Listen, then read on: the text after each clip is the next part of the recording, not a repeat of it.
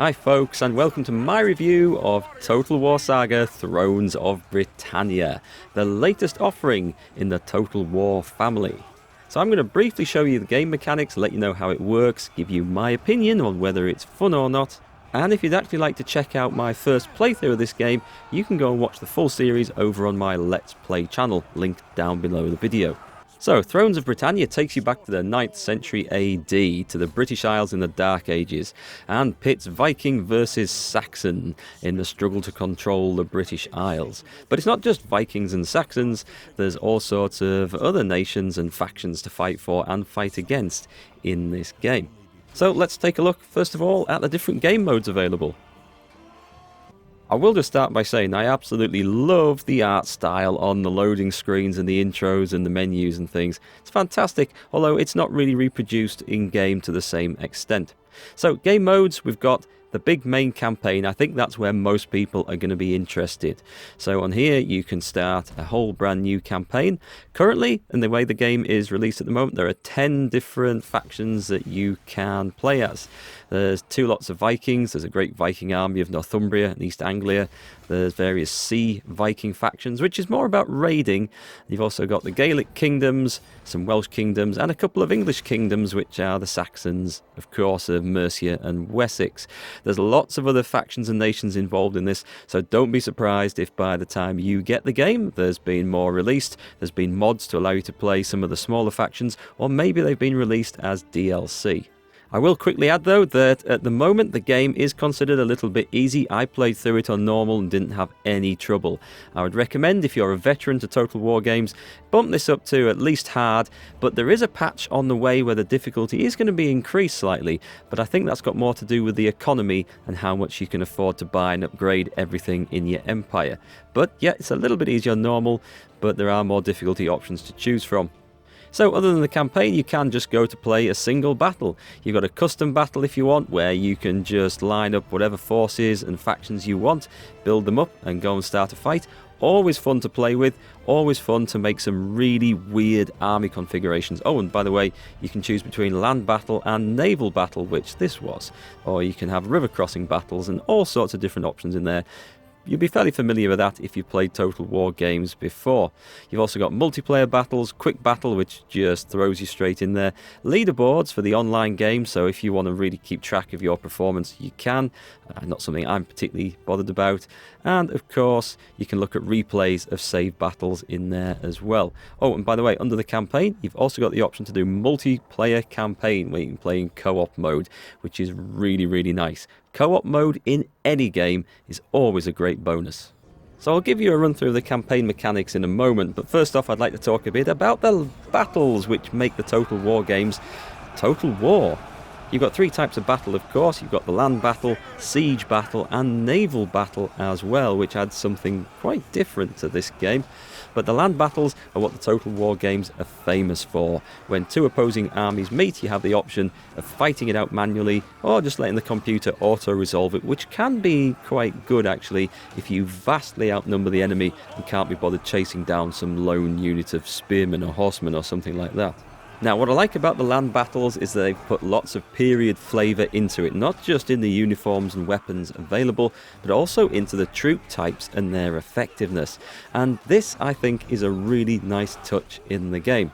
For example, most armies are going to be predominantly made up of spearmen, as I believe they probably would have been at the time. Spear being a cheap and easy weapon to equip lots of probably badly trained farmhands and labourers with in times of need. But of course we've also got swordsmen, axemen, two-handed axemen, and then there's a range of missile weapons as well. Now, missiles weren't the big killing machine of the age in this period, so whilst you can have skirmishers and some archers, they're not the most effective things. They are useful at harassing and causing a bit of a nuisance, but they're not the big killing machines like they would be in times to come, like the English longbow in the 100 Years' War. Now, the Welsh faction in this do get better quality archers, that is taken into account, but it's very nice that the meat of the fighting is going to be done by the good old shield wall troops, your blokes up front, close and personal. Which also leads me to point out cavalry. Yes, cavalry is of course a thing in the game, but they are not the big killers that they have been in previous Total War games. Again, this fits in, I think, quite well with the period, where cavalry was perhaps underused, perhaps not valued as much, I don't know, but it wasn't the big killer of the time. Very good for chasing down skirmishers, very good for chasing down fleeing troops, pretty good for flanking and charging things in the rear and causing panic, but not so good at just charging headlong into a well-formed block of swordsmen or spearmen. Don't do that. But one really nice touch with your cavalry is that you can choose to dismount them and fight them on foot in an infantry formation, and you can mount them back up again during the battle. So you can ride them off to one flank, dismount them, and then engage on foot if the situation would be better. Very nice idea, very nicely implemented as well. But generally a lot of the battles tend to go like this. You form one great big long line of men. There are some built-in formations available, which is quite nice, but I found the most effective one to be a great big long line of men, a shield wall that will hopefully overlap the opponent's shield wall so you can start getting in at their flanks. And it's when you attack things on the flank and can lap round to their rear, that's when you cause armies to flee, and that's when the killing takes place, as it pretty much was historically, I believe. So the graphics do look really nice. I love the individual touches to the units. I love the uniforms, the weapons. All looks pretty good in your standard land battles. The AI is, well, it's not bad. It will use the cavalry quite well, flanking on either flank very often with units of cavalry and chasing down your skirmishers or missile troops if you have any. But generally the AI in the line of battle perhaps isn't that smart, but I have definitely seen worse in the past. Now, the AI of your friendly missile troops is more of an issue. They will still fire into into melee, and they will still fire at friendly troops accidentally involved in that fight. And it's for that reason that I tend not to use missile troops in Total War games very often. I found mine were doing it even though I had them set to not fire at will, and I had to just keep running them out of the way to get out of the fight. They're pretty handy at the start of a battle to try and force the enemy to come to you if they don't have any missile troops. You can taunt them into coming on.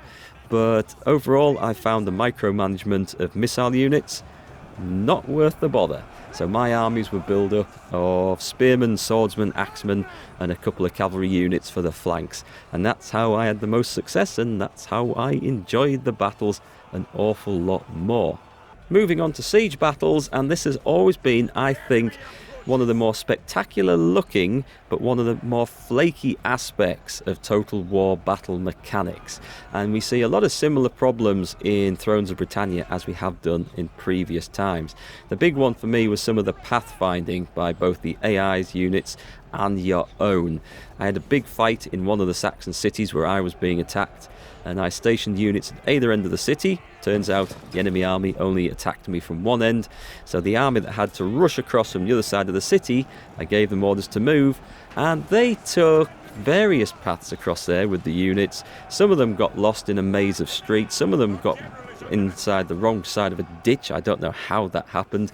Basically, none of them turned up in time to fight at the opposite gate, and it was pretty poor. And also some of the enemy units which tried to assault ended up walking around the entire outside of the walls, only to then turn around and run all the way back afterwards once the general was killed.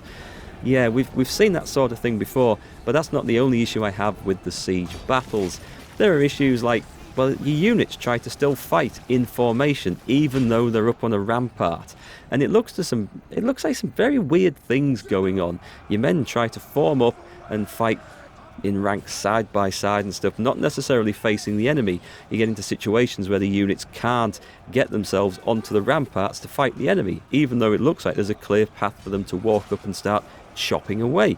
No, we've seen this in Total War siege battles before, and it's an aspect of Thrones of Britannia that I'm afraid they haven't really got working quite right yet. But hopefully, maybe they can patch this, maybe they can improve it. I do hope they do, because I feel that this side just lets the game down a little bit. There's also been an issue, and this might be patched by the time that you see it, that the towers will collapse onto the men that capture them. i.e. you run your men onto the walls, you capture one of the towers, all the time it's shooting arrows at you, even though you're stood in it and there's no enemy troops there. Once you capture it, it falls down on top of your men and kills a load of them, even though you haven't battered it down with any siege weapons. Yeah, that wasn't a feature that I found particularly likeable whatsoever. But otherwise, the siege battles, they do what they do, and it can be quite fun, but I found they become very, very samey, where it turns up in a very awkward mess, charging through a gate, which fall very easy to battering rams, and then you charge your men through, the enemy line up on 3 sides of the gate on the inside, but because of the pathfinding issues, the troops just don't get into battle, and it's only one small section of each unit that ends up fighting, with a load of people standing by watching. So the siege battles, I'm afraid, not something I'm particularly keen on. Now let's move on to the naval battles though, and this is something that I haven't spent a lot of time on in Total War games before, but I tried this out to have a look and see what it was like. And unfortunately I've kind of been left with the same impression as I had with siege battles, although the pathfinding is a lot better because they're usually great big open seas to fight with. Your army forms up in ships. Your melee troops will be in assault ships and your skirmish troops will be in lighter ships. The lighter ships, the skirmish troops, will sail around throwing arrows or javelins or whatever at the enemy, shooting at them, and yes, you can use flaming arrows as well, and your assault ships will board and try and kill the enemy in hand-to-hand combat. All in all, these ships look huge and not at all what I imagine Viking longships to look like, but perhaps my history isn't up to par, and these look more like giant transports from another age. But again, I might be completely wrong in this, and this could be totally historically accurate, so don't take my word for it. However, once you get into hand-to-hand combat with the enemy, you get similar issues as you had with the siege mode, in that even though they're fighting on board ships, your troops will still try and form up shoulder to shoulder, line behind line, as if they're fighting on a battlefield. And you end up in some very odd looking situations when you check out the melees going on in ships, with people not being involved, or 2 units stood at one end of a ship, all crammed into one end but fighting in perfect ranks, even as their comrades jump from one ship to the next to get involved. It does look pretty impressive, the whole thing, when you see 2 battle fleets closing on each other, but overall, once again, the sea battles, I'm not a fan, and it's not something I would particularly go looking to get engaged in. I'd probably leave the computer to auto-resolve those. For me, the land battles, the armies on armies, that's where this is the most fun for me. That's what I enjoy the most about it. Okay, let's give you a quick overview of how the campaign works and some of the more important mechanics in it. Let's start with resources. You obviously got cash and food. This is war fervour, which is kind of an indication of how up for a fight your people are. Obviously doing well builds that, and doing badly and losing lands decreases it.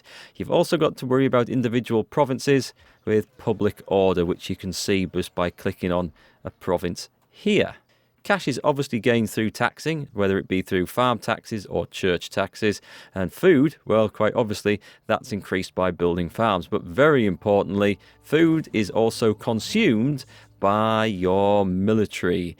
And yes, folks, if you want to recruit soldiers, then you have to both have the cash available and be able to afford the food that they are going to eat. This makes managing your armies a lot more interesting, I find.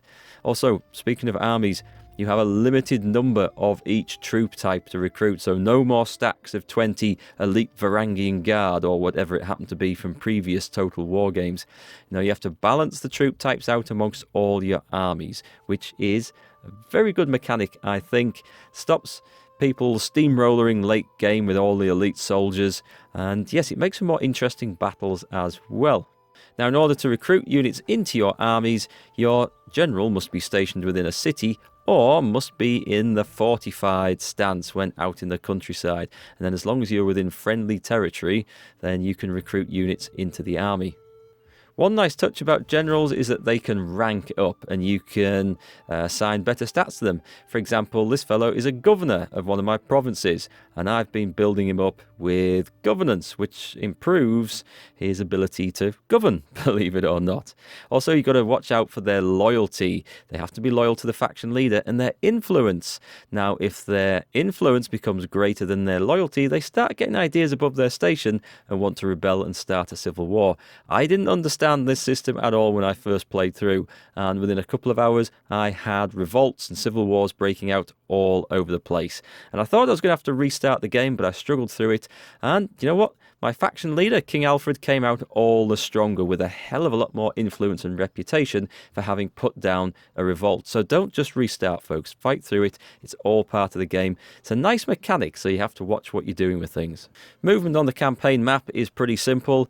You've got a limited range you can move. Terrain does make a difference. You can only cross rivers at bridges, which means if you have to hold a town at a bridge, that's a very important town to control. And there are stats that you can boost your generals up with and give them extra followers, which will improve their campaign movement range, so that is pretty useful. Very important to note, we've now got the supplies mechanic as well. You build up supplies in friendly territory, and you can build improvements, which we'll come to in a minute, which increase the amount of supplies your realm produces, and you have to store them when you're marching through enemy territory. Yes, folks, you have to feed your men on the march now, so you can't just go marching up and down the map. They'll starve and they'll desert, and I think that's a very nice feature they've added in, a very good mechanic. Okay, let's take a look at some buildings and improvements. See, each region is split into a provincial capital, in this case Winchester, and usually a couple of outlying smaller settlements and villages.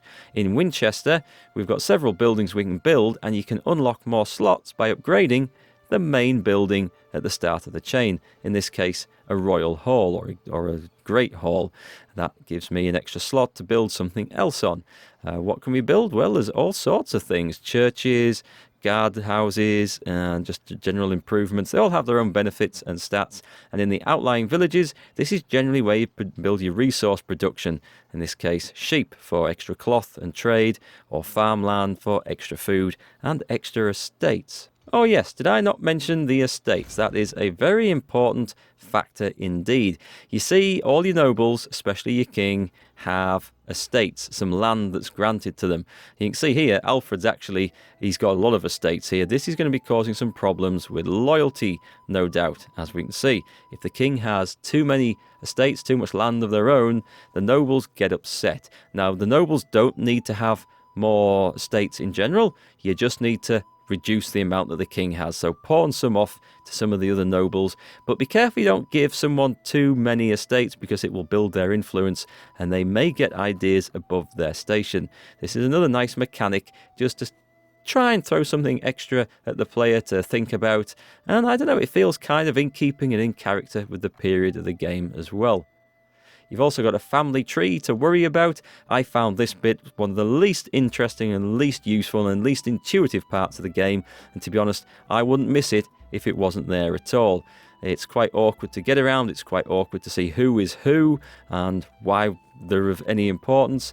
And more importantly than that, on the diplomacy screen, when a neighbouring faction comes a-knocking, asking for a marriage, you get to see a bride that they present, but you don't know whether it's your bride, their bride, you don't know who they're trying to marry, you just don't know, and you can't see and find out any more information, unless it's a massive oversight on my part, but I've tried clicking on anything, and it's just useless, so you just turn all those offers away.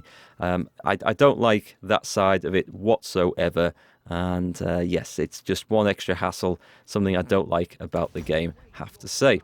Speaking of diplomacy, though, there is full diplomacy options. You can, as you can see, there's lots of factions broken up across the British Isles here. But yeah, you can do full diplomacy. You can contact other nations. You can make offers and demands, declare war, create vassal kingdoms. Yeah, it's a nice little touch, but it's the same as in previous Total War games. And sometimes the AI will do things that just don't make any sense whatsoever. But hey, that is AI diplomacy in Total War. So overall, I think the game is pretty good. I like the land battles, I like some of the new mechanics in the campaign mode, having to feed the armies, build up supplies. I like the fact that you can have shorter victory conditions, and there are lots of different victory conditions. The fame, the conquest, the kingdom victories, they're all good, they're all great additions to the game, and I really like it. Things I'm not so keen on, of course, the micromanagement of missile troops in battle and the fact that they shoot into your own soldiers when they're engaged in melee. I find that really frustrating, and I'm not overly keen on the diplomacy, but I've never been a big fan of that in the Total War series, and the family tree issue is something I could well do without. Also, the siege battles are still a bit wonky. They have been for as long as I can remember in Total War, and I'm not a great fan of the sea battles either. But all the things that I don't like very much about this game, minor parts that you can put to one side that you just don't have to do if you don't want to do. You can let the AI resolve the siege and the sea battles if you want, and you can just stick two fingers up to everyone in diplomacy and just ignore them and just get on with conquering and fighting and just take care of the good stuff that you enjoy the game for. But these are just my personal opinions, of course, and you might think totally different about those aspects of the game. So overall, I think the game is good. I like the flavour, I like the mechanics they've built into it, and I quite enjoy it, and I'll be playing through again as one of the Viking factions, and we'll see if we can build up a lot of fame from just being a raider, which is quite a nice little touch to the game. It's not all about land grabbing and conquest. So if you would like to see some more, then just click on the link down below or coming up on the cards on the video, and you can go and see my first Let's Play series as I play through and learn the game playing as Wessex under King Alfred. But that's it for my review, so I hope you guys have found it either informative or interesting, and maybe even entertaining. So do let me know what you think down in the comments below, and if you want to see more videos like this, then don't forget to like and subscribe. Okay, thanks very much folks, and I'll see you again on the next one.